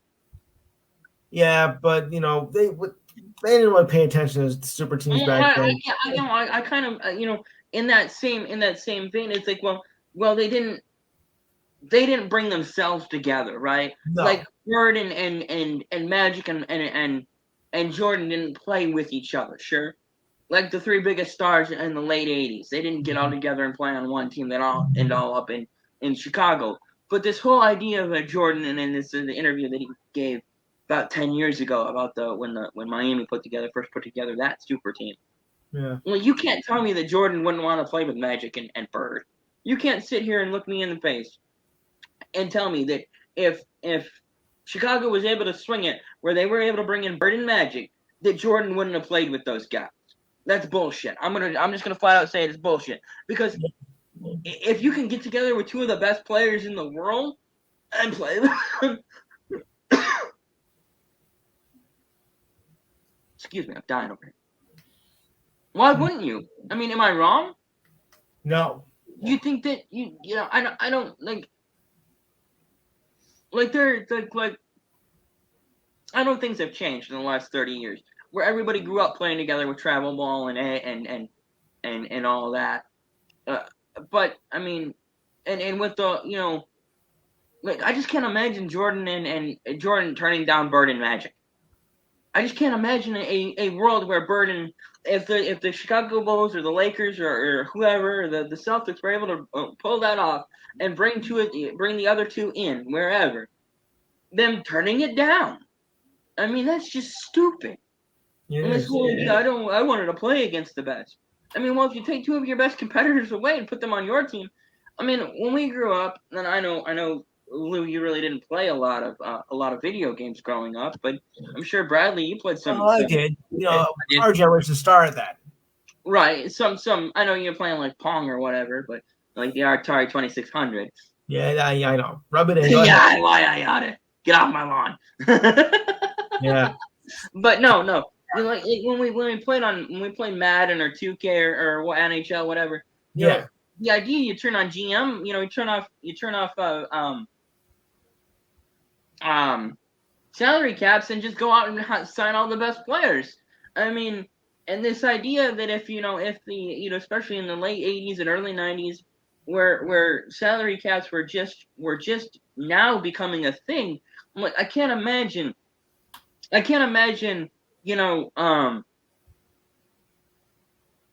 Bird and Magic turning down an offer to go to Chicago and play with Jordan. Right. I'm sorry, I just can't see a scenario. I can't see a world where that if that was a possibility, they'd turn it down. Get another one? Yes. 4-2. Oh, that was a dandy. Well, here's the question I have. Do you think that Bird and Magic would be able to get along with each other? Think that they were such big rivals against each other for the longest time? Yeah, only on the court. I mean, off the court, they weren't really rivals at all. They were, Yeah, it was on the court thing. They were teammates on the Olympic team and whatnot. So right, they all played together on the rivalry thing, on the court, that was just on the court. Nothing else beside that. So I think they get along. The last I just can't see them. You squash the beef. Right. You put it all behind you, and you go out and you play basketball, try to win a basketball game. Yeah. The last one, guys, would be Zach LaVine going from Chicago to San Antonio. Interesting. I don't see that. You don't see that either? I really don't see No. that. Not if Chicago makes them a qualifying offer. Right. Exactly. Now, I saw that article. I saw the Kyrie Irving thing. I didn't even know about James Harden being included in that article, but I saw the Kyrie Irving thing, and I had to say that because I was like, I had to bring that up. Like, yep, I got to talk about that tonight because if I miss that, that's an opportunity that we missed to talk about. Some crazy trade. So, but that's that. Okay, we're gonna do this. I'm gonna do that. The biggest thing in Major League Baseball, obviously, is the Trevor Bauer 2-year suspension. Yeah. How many more chances are you going to give this guy? I mean, really. I mean, he just, first it was like 2 week suspension, then a month, then it was the year, then it's 2 years, and he keeps making the same mistakes. How many more chances do you want to give this clown? I mean, really. This might be the last one here because if it comes true that he did sexually assault these women, he's going to be up Schitt's Creek without a paddle because he's right. One of them has already come forward and said it's true. So we'll see. Yeah. We live in a country where you're innocent until proven guilty. So we have to see how the judicial system goes. I've been watching the Johnny Depp Amber Heard trial. That's a crazy trial to watch on TV. Yeah. But I mean, that's really the big story right now in baseball is the fact that the other thing that I'm going to bring up the records. We can go down the list of I know it's still early in the season. The other thing that I've been seeing is that the pitchers are complaining about the baseballs. They're unable to grip them. I guess they're putting baseballs in humidors before the game. Right. You're not seeing home runs hit as often. Yeah, the ball's not jumping out of the park like it has been the last 2 or 3 years. So is MLB shooting themselves in the foot? Absolutely. They wait forever to get their CBA agreed upon. Now they're taking away the one fun thing. I was at the Rays game last Saturday against the Twins. Right. The one fun thing that you love to see is home runs. Absolutely. I mean, here's the question I have, guys. Would you rather see an absolute slugfest where you have, 8 home runs amongst the two teams, or would you rather see a perfect game? What would you rather see? I'm just asking that question. That's the question that I have to ask. If it's not my pitcher, I want a slugfest. Slugfest. Okay. If it's not my pitcher, I want both teams to come in there and punch each other in the mouth all game long. Right. There's nothing more frustrating. That's another one. Too. There's nothing more frustrating than a 2-1 baseball game that's bad offense. guys, not there's good pitching and there's bad offense. Yes. Like not swinging at pitches that are a foot and a half out of the strike zone. That's not good pitching. That's bad offense. I'd much rather No watch. offense. Right, I'd much rather watch 7-5 with 6 Yeah. home runs than 1-0. A one. If it's not my guy, if it's not a guy that if it's not a Tiger, even if it is, as long as if it's a perfect game on the line, Yeah. like a perfect game is no fun for everybody but the team that's winning, for the fans of that team, like to watch it. Right.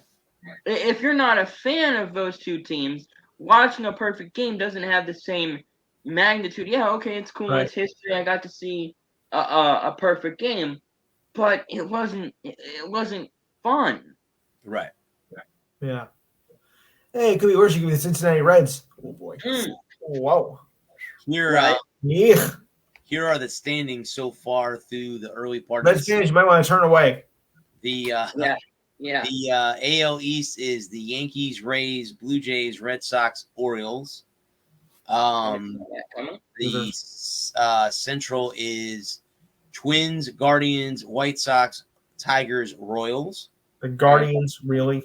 That's what they get called now. How come the Gargoyles? The Indians, better. Twins, Indians, White Sox, Tigers, Royals. The West is the Angels, Astros, Mariners, Rangers, A's. The A's can't draw flies to their ballpark. I watched the Rays game. I thought I saw some flies in that ballpark, though, in the last game. It's only been, I think they drew 10,000 fans for the series against the Rays. 3-game series, 10,000 fans. 10,000 total for the 3 games. So 10,000 total for the 3 games. Welcome. Hey, Oakland, by the way, you're going to get another team taken away from you by Las Vegas. Yeah. Yeah. Get a Or new Vancouver. They'll build them a new stadium in Vegas. The A's will leave Oakland, go to Las Vegas, and be the Las Vegas A's or whatever they're going to be. But So, in other words, like about 3,500 per game. That's pathetic. yeah, Mm-hmm. correct. They had 2,400 the other night. Suck. The They had NL, more staff than they had fans. yeah, the NL East is Mets, Marlins, Braves, Phillies, Nationals. The Central is Brewers, Cardinals, Pirates, Cubs, Reds, who only have 3 wins, 3-22 on this season. 322. Then the West is the Dodgers, Padres, Rockies, Giants, Diamondbacks, and everyone in that division is 500 or better. The only division in baseball right now that every team is 500 or better is the NL West right now. Okay. Diamondbacks are 13-13. The Giants are 14-10. The Rockies are 15-10. The Padres are 16-9. And the Dodgers are 16-7. So every team is 500 or better in the division. That'll be interesting to see how that division ends at the end of the season. Hopefully it's the Dodgers and the Giants again, or the Padres mixed in, because San Diego needs to do something. They keep getting in the mix of it, and then they lose it at the end of the season. Yeah. So all the Padre fans out there, let's hope you guys can hold it together through the whole season. Right. Well, but remember, Atlanta was in the doghouse till August, and they just took over. And won the World Yep. Series. But don't give me that nonsense that everybody else is tanking and the Braves, just nab the players and everybody else just wanted to tank. No, don't give me that crap. That's ridiculous. I mean, then they went on to win the World Series. So yeah, they can. Everybody else tanking on purpose. No. Right. No. Bull. And the Mets DFA Robbie Cano with $40 million left on his contract. Yep. That's $48 million. Yeah. Headline stories. And the other one that I had was, let's see what the other one was. This is okay. So I guess Camden Yards is now considered a pitcher's friendly ballpark, not a hitter's ballpark anymore. I think I agree with that. Yeah. So yeah, so that's interesting to say the least. That ballpark is now a pitcher's ballpark.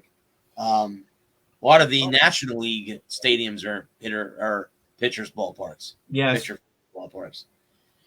All right. Well, with that, guys, we got about a half hour left, so we can sit here and gaggle about the National Football League since the draft happened last week. Right. I have to say this. If I was at Raymond James Stadium and I was a Bucks fan and they got to pick 27, they traded back, I'd be pissed. Especially if Wait, did they have a draft party at the stadium? They have a draft party at the stadium. I would have been pissed. Right. Had they traded back, especially if I had to get up, for work the next day. Right. Yeah. Like that. They're gonna make a pick. I want to be there. And then they do that. I would be mad. I would be pissed. As a Hornet. You know what? Oh man, I sat here and Mhm. this and now, so real quick, I guess Tom Brady set the most times atop the list of the NFL merchandise sales. So he's adding another record to his career. What a shock. He added another record to his What career. a shock. Yep. Okay, so let's see here. Let us see the NFL draft grades for all 32 teams. NFL.com. So this is NFL.com's opinions. So we will go ahead and start with the Arizona Cardinals. They gave them an A- overall. Yeah, I thought they did good. The Cardinals, they get an A-. Okay. Okay. The Atlanta Falcons got a B+. B+. They did okay. I thought they could have done better. I wasn't really too thrilled about their first pick. I'm interested to see how Desmond Ridder does, the quarterback from Cincinnati. Yes. The Bearcats, how he does. Maybe see the future of that Falcon franchise. Potentially, definitely. With Mariota only being on a 2-year deal, Right. I think they definitely see him as potential that's the future of the franchise. You didn't and they were able to get him in what, the 4th round? Yeah, 4th round. Round 4. Correct. Yep. So they didn't have to spend too much to get him. So I don't hate the pick. I wonder why they went with the kid out of SC and not one of the other big names that was still available. Yeah. Question that a little bit. But then again, maybe he fits their offense better. They gave the Baltimore Ravens an A. Yeah, definitely. Solid A. Yeah. Kyle Hamilton, the kid out of Notre Dame, he's going to be a stud in Baltimore. That safety, right? They got him. He's going to be a stud in Baltimore this year. They gave the Buffalo Bills A.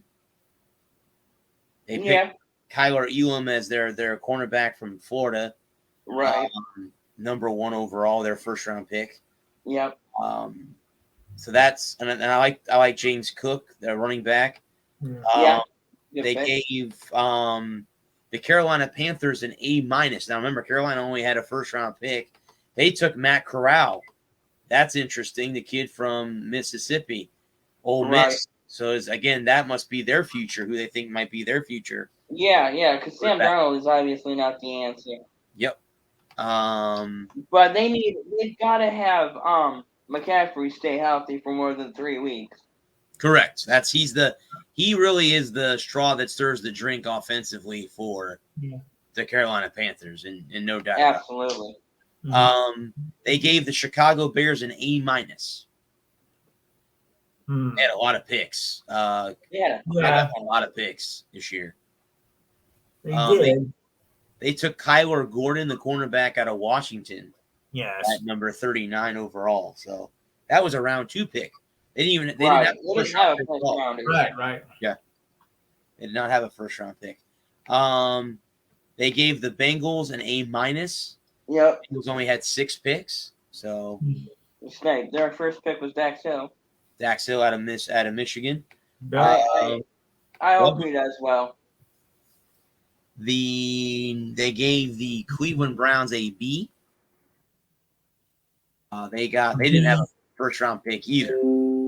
So they picked Martin Emerson out of Mississippi State, cornerback at number 68 overall. So they got a B. The Dallas Cowboys also got a B. They took an offensive tackle in round 1 in Tyler Smith. What do you do about replacing Amari Cooper? They took Jalen Tolbert, a wide receiver out of South Alabama. I guess maybe that's their thought process. I don't know. I think that opens things up for CeeDee Lamb. Yep, I agree. Yeah. I think that's addition by subtraction. I think they get better. I think that I not that they get better as a like their offense. I think that it just gives them more flexibility. Mm-hmm. They gave the Denver Broncos an A.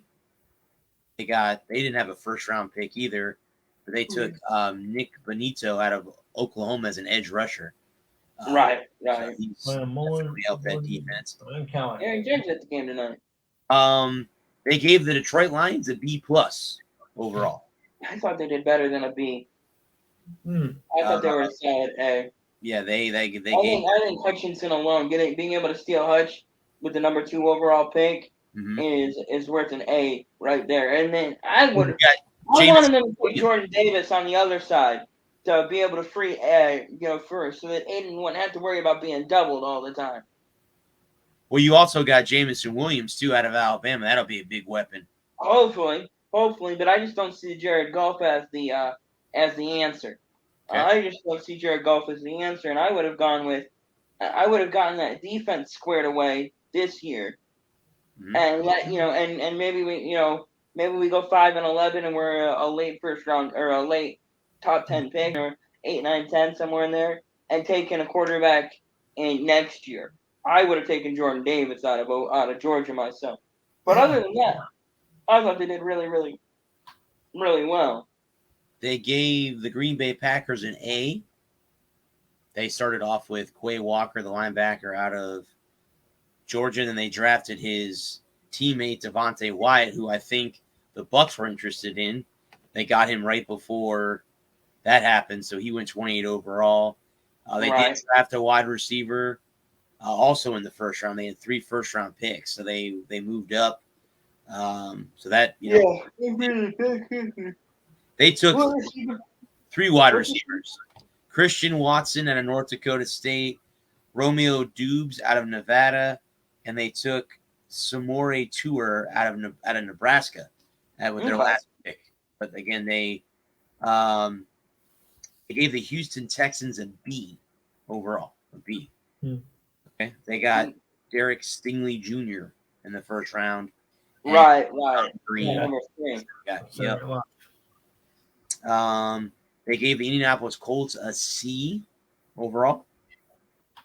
So I didn't think they did too well. I thought they should have taken Hassan Haskins out of Michigan and paired him up with Jonathan Taylor to give Taylor a. Did they take a running back at all? No, Bud, they did not. They took a wide receiver. They took a wide receiver, tight end in the second round. The second round they had 3 picks: a wide receiver, tight end, and offensive tackle.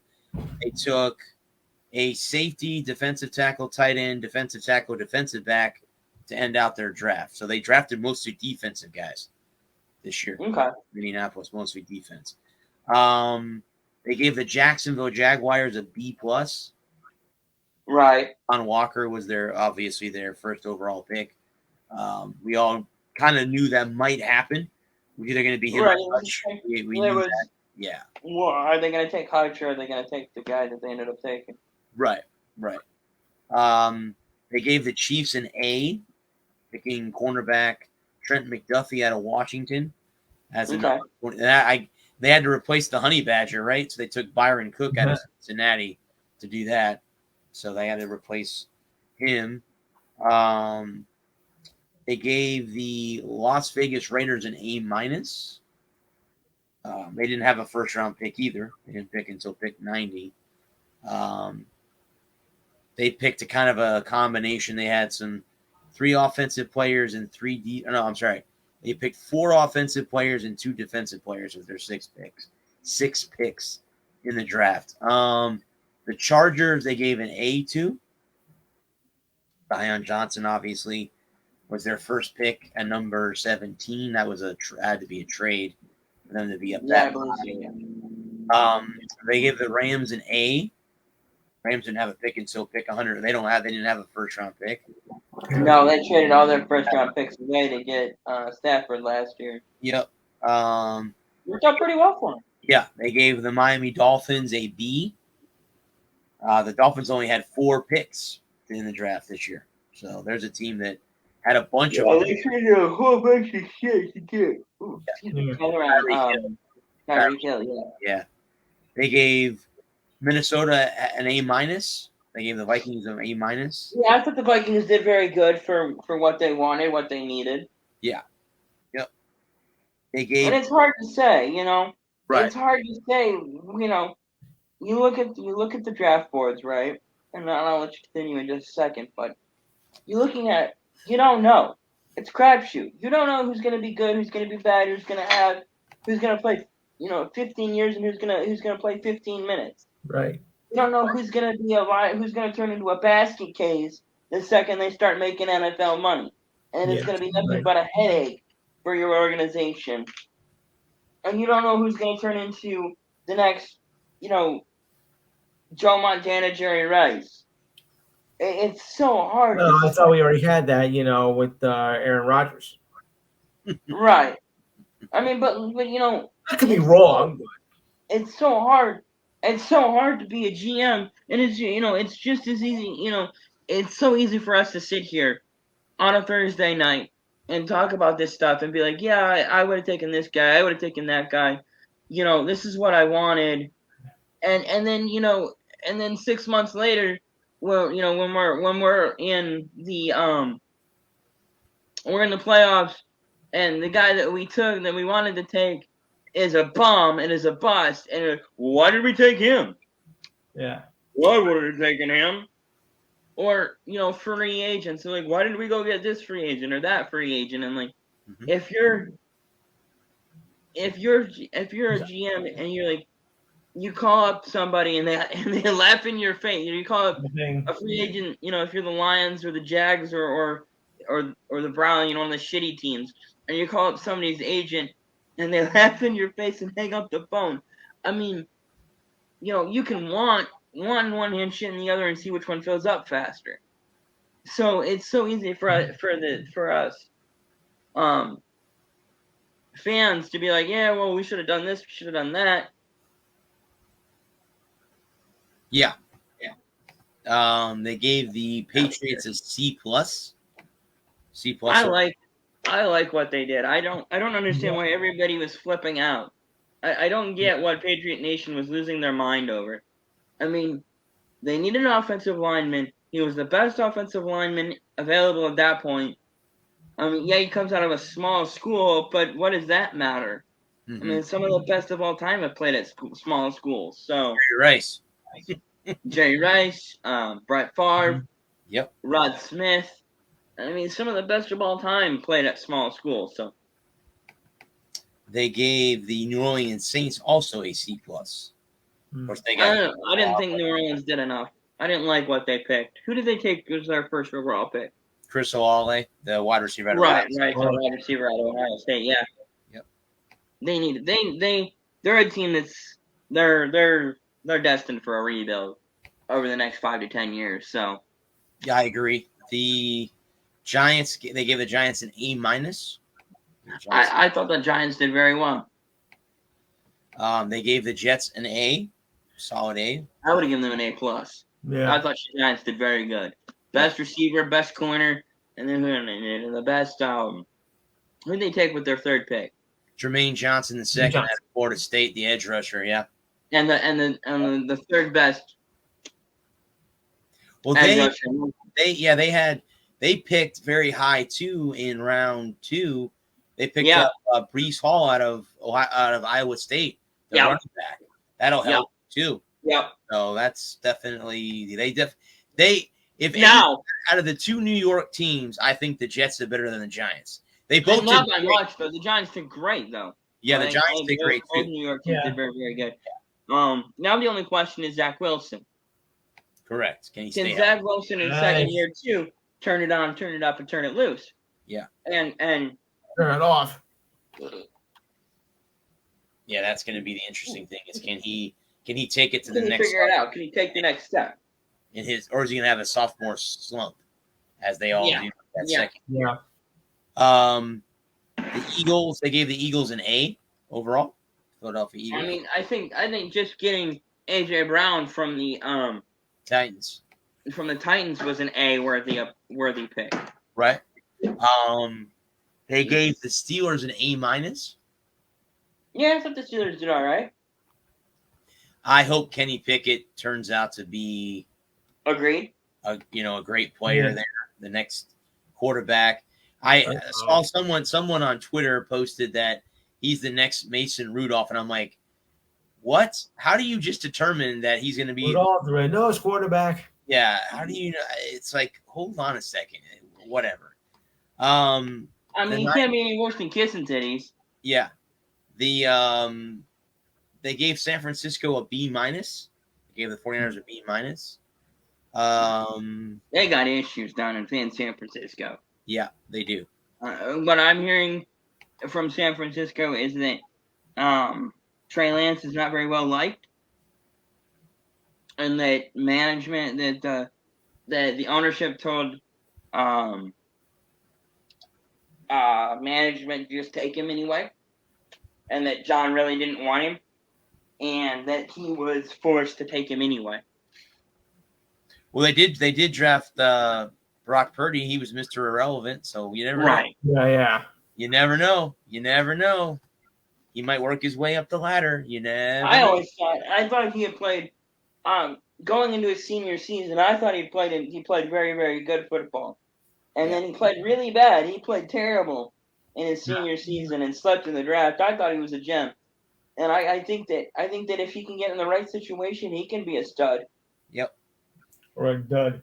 They gave the Seahawks a C plus.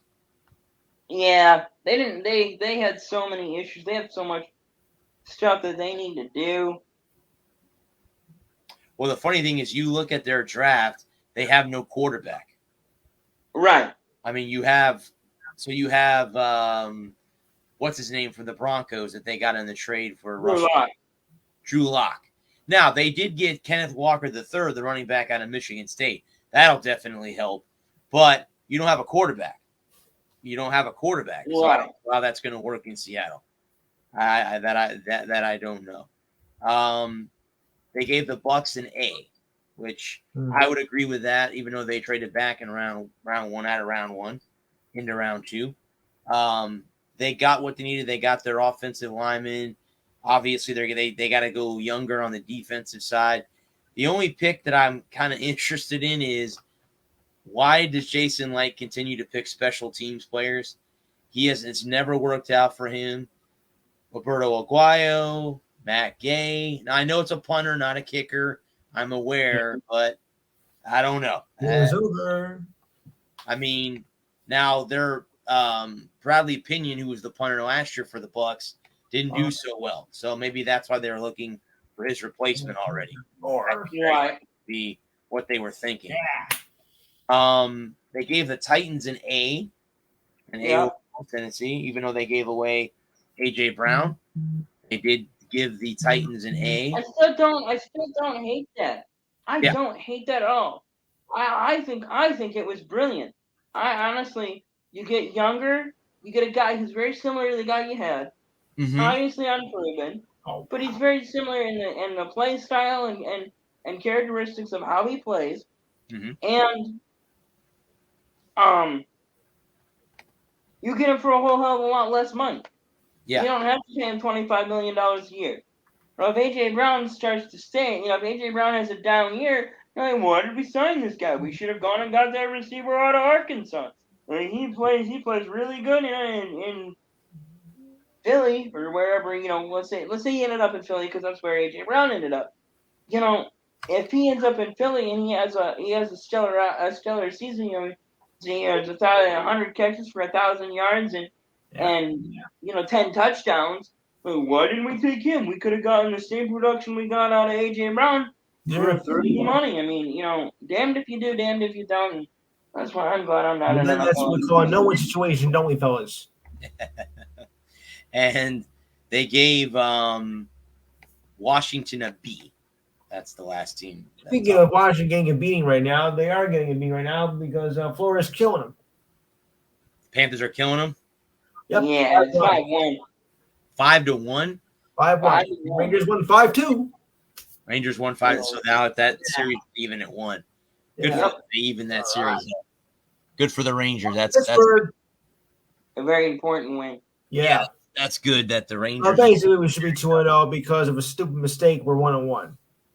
Yeah. Yeah. Yeah.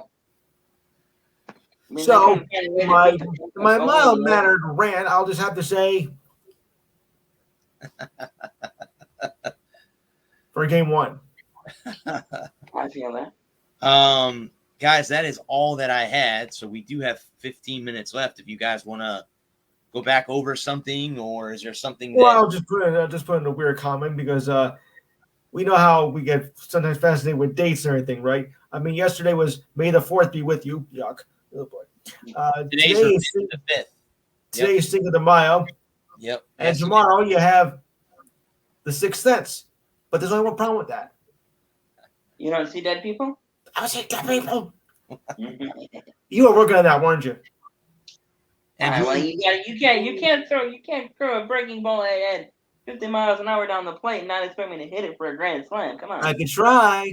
Yeah. You can't lay one up out over the middle and not have me hit it for a country mile. Come on. You're right. I'd be like Won Yu Kim of the never mind. And who would have thought that at the end of the movie that actually Bruce Willis was a ghost? Anyway, to make a long story short, yes. Yeah. Sorry, guys. Just had to throw it in for a little 25-year-old movie. Yeah. Anyway. So then this time next week we can discuss the schedule.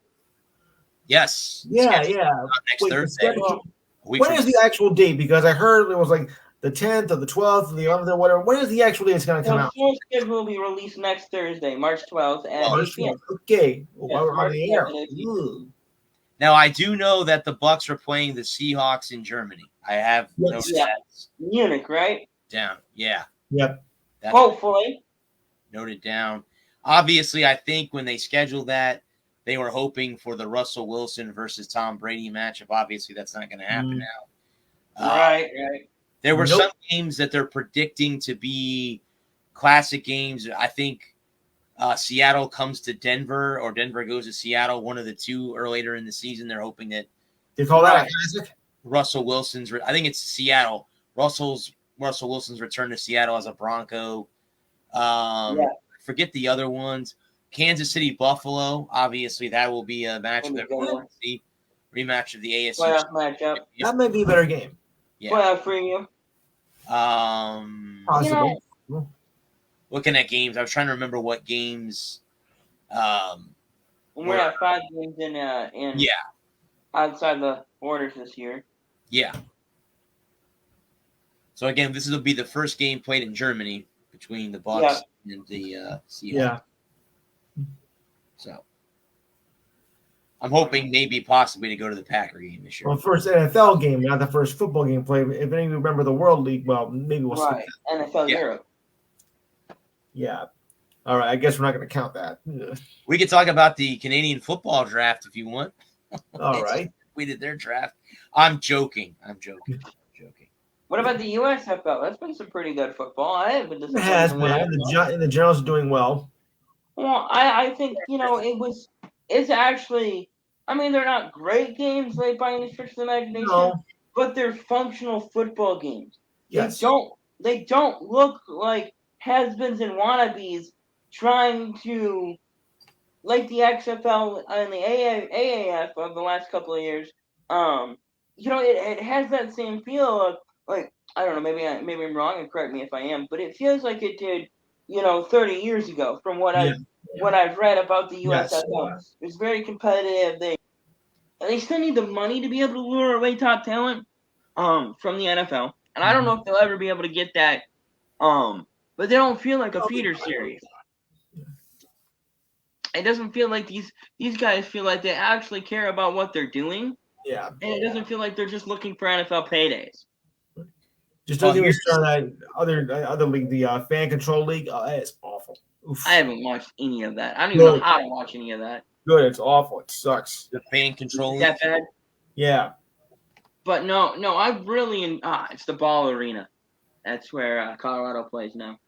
The here's the standings in the USFL right now. In the North, it's the Generals are 2-1, the Stars and Panthers are 1-2, and the Maulers are 0-3.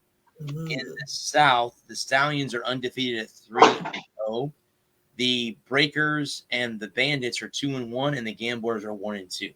So that's basically how it is. And the schedule this week is you have let's see, this is week 4. Friday is Philadelphia and Michigan Yep. at 10 o'clock on FS1. Saturday the 7th is the Generals against the Maulers at 2:30 p.m. on Peacock. Okay, this is my game. Yeah, then at Fox, it's the Bandits and the Stallions at 7 o'clock on Saturday night. And then Sunday is Houston against New York, the New Orleans Breakers at 3 o'clock on NBC. Mm-hmm. Okay. How the USFL is breaking down. I've watched bits and pieces of it, but I do agree with Adam. I think it's better football than the AFL or AAL or whatever they were calling themselves. I'm interested to see if this league does get to year 2 and next year they're at their home stadiums. Right. Then you bring in the XFL as well next season. How those two leagues are either going to go against each other or are they going to work together to hold the ratings up until the National Football League comes back in the fall. That's going to be you can merge again and call it the UXFL. UXFL. No. XFL. Yeah. Just a thought. And they may end up getting them if they can build something in over the next course of the next couple of years, like 5 years, they can build a profitable league. They may be absorbed by the NFL. They may get eaten by the NFL and the NFL juggernaut. And the NFL may expand to 40 teams, which has been something that they've talked about for a while. About speculating when and where is the NFL going to expand to next. Yeah. And of course, if Canada was to join, they call it the USXFCFL. Oh, good lord! Well, Well, we talked about that last year. The XFL and the CFL were going to merge, and and that fell apart. Yeah. So CXFL isn't that a Canadian radio station? Oh, never mind. The XCFL, CFXL, CXFL. I think it's a Canadian radio station in Vancouver somewhere. The CXFL. It sounds like it. Welcome to the CXFL. I am your host. We are live from Toronto, Canada for week 1. And we're still here. D'accord. I don't know. And here? That we don't know. Of course, it's the about French accent. We could be worse than CNN Plus. And that's WXFL out of Montreal. Montreal. So how about French accent? Let's put it this way. This week in Montreal, the Reds look like it could be the next version of the Montreal Expos. Okay. Ooh. It was funny. I was talking to this Canadian guy. He was part of the Canadian jump team. And he was talking about he learned Old French. He learned in school. He learned French. He learned how to speak French. Obviously. And he's like, when I go to France, if I'm stationed or we're doing a rotation with NATO, and I'm over in France, I end up in Paris or whatever, I can speak, French. But if I go to Quebec, if I'm in Quebec, I can't hardly understand what they're saying. They speak a different dialect of French in Quebec. Yeah. I thought that was hilarious. Yeah. I tried to watch it. Yeah. They might think like they're saying, "Did you say you want to kick my ass?" Yeah. Oh, you already surrendered. Don't worry about it.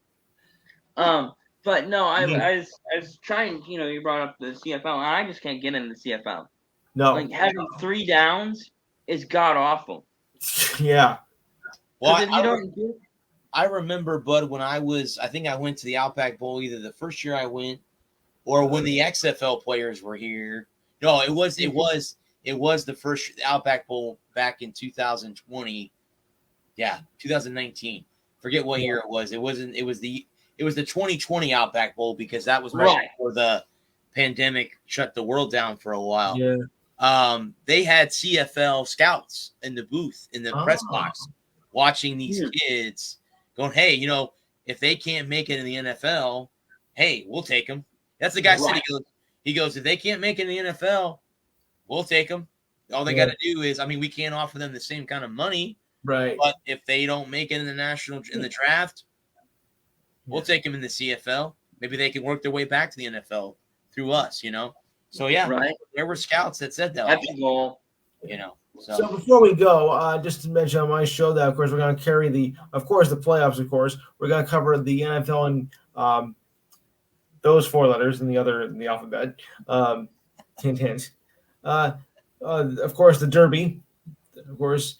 And it's also ladies' night. So all you females out there, tell your wife, tell your girlfriend, tell your sister's cousin, whatever, to call the show.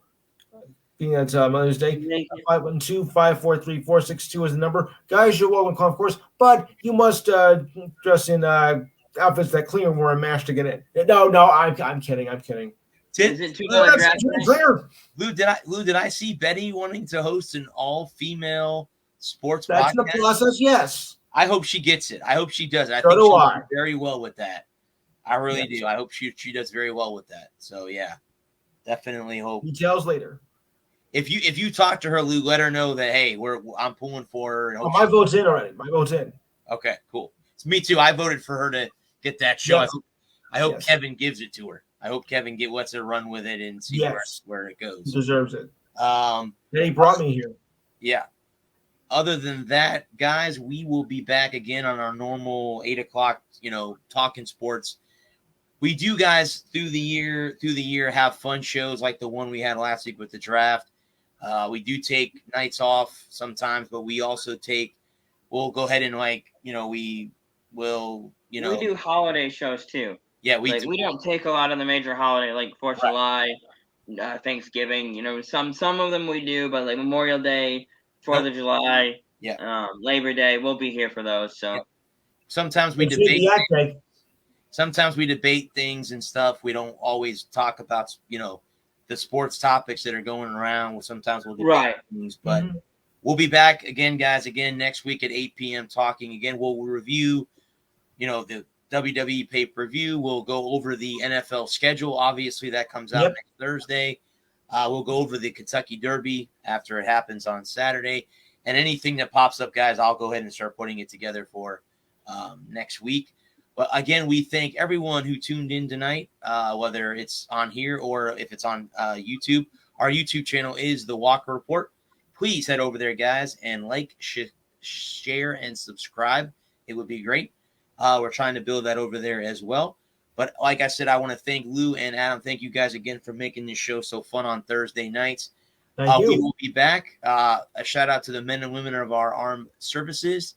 We still sending our prayers to the people in Ukraine as well.